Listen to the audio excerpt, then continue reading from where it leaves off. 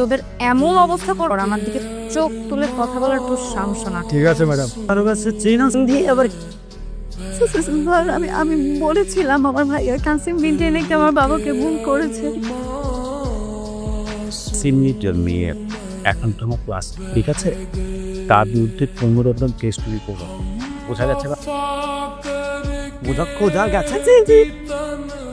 Sir okay ছেড়ে দেন, আমাদেরকে rocket science paragraph লিখতে দেন।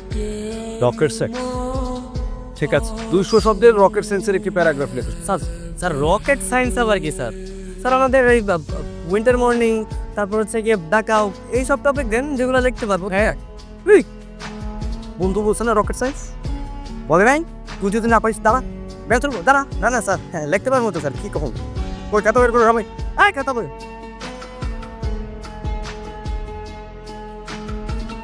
হ্যাঁ আর 5 মিনিট।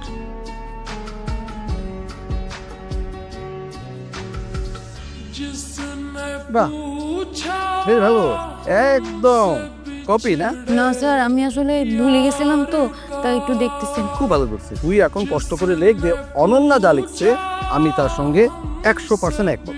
মোটা করে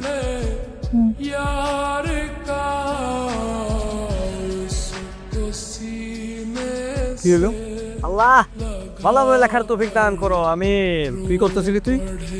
স্যার লেখাটা গিয়ে একটু ধোয়া